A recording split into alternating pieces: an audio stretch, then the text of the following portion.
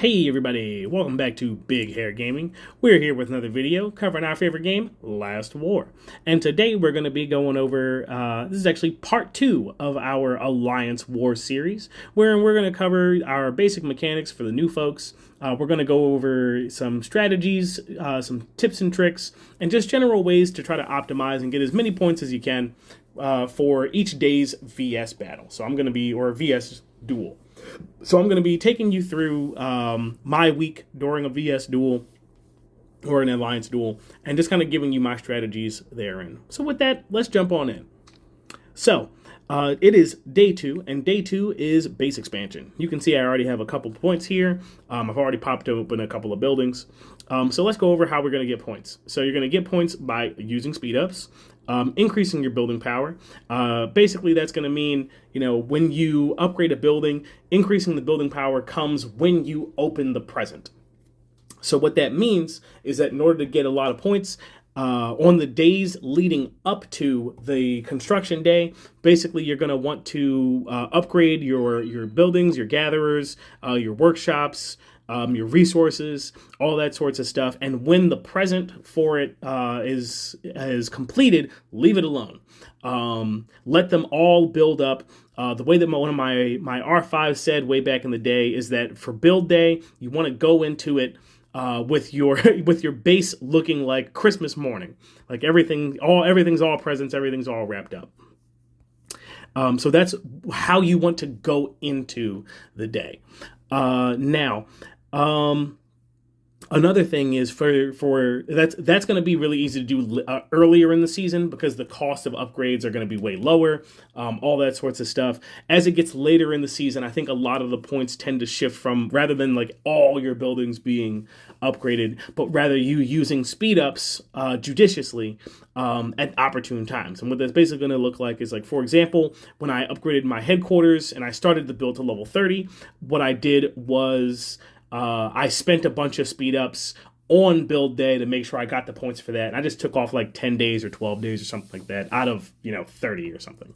So that I wanted to make sure I got the speed ups points for doing that on build day.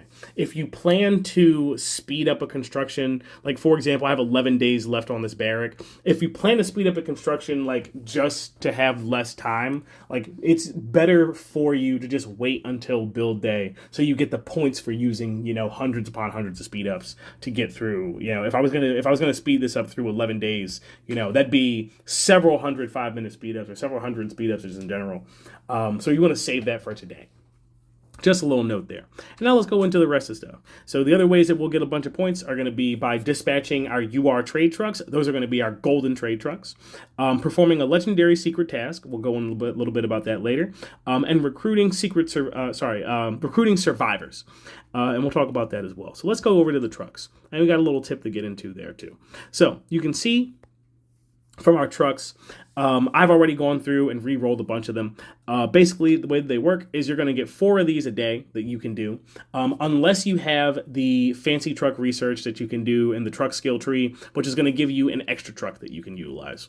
But basically, each truck for the first time that day that you re-roll it, you'll be able to do so for free. Once you do so, you're going to need to use your little trade truck certificates in order to do subsequent rolls to try to get a golden one. Now, I've never run out of these golden trade truck tickets.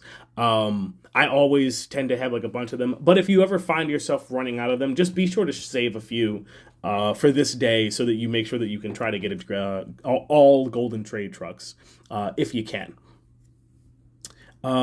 Also, the other tip that I have is it's a little bit after reset for me. I never send my trucks out right after reset. Why? Because right after reset is a great time to go look for trucks because everybody sends their trucks out. What I tend to do is I wait what is about 12 hours for me until it's like the middle of the workday.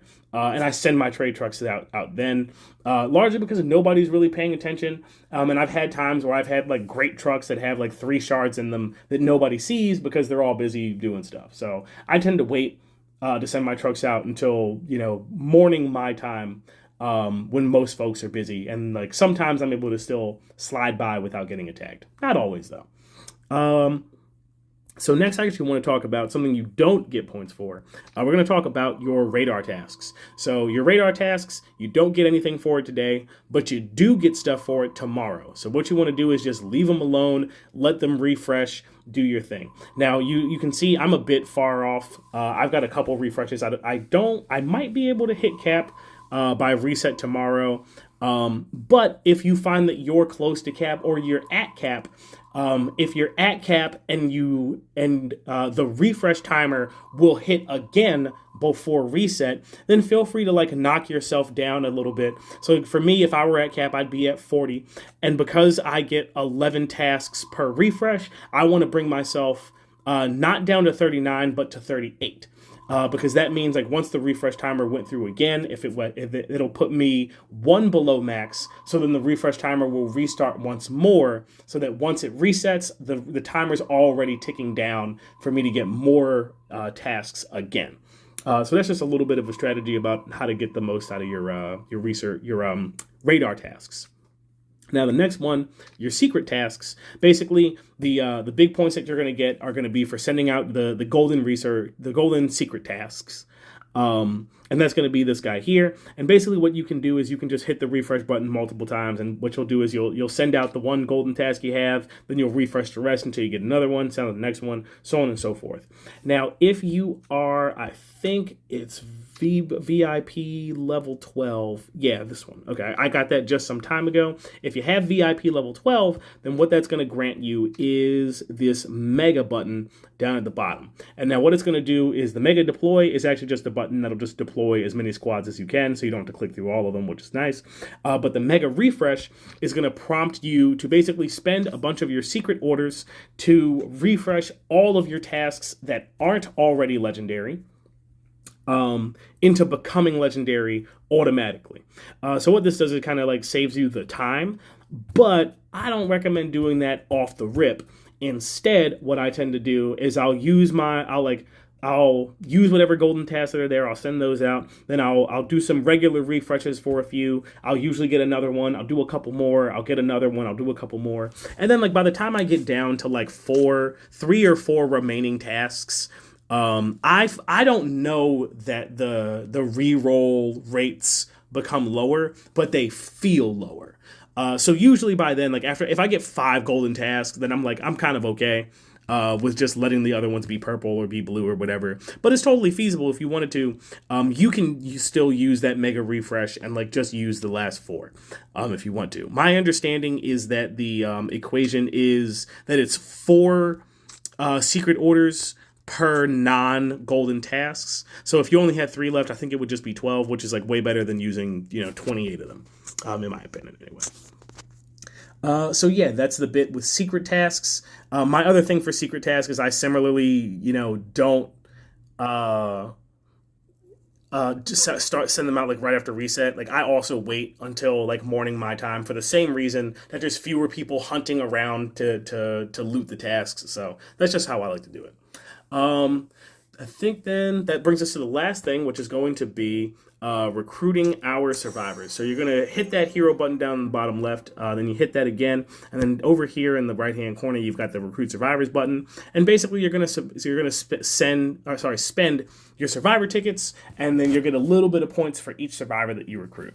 Now what I'll tend to do is you want to save these for today. Like there's no other bonus that you get for doing it any other day. So you basically just like do this on build day to get those little bit of extra points. It's not a whole lot. I think with around this many tickets, I can usually get about like 500,000 points. There are about sometimes more, sometimes less.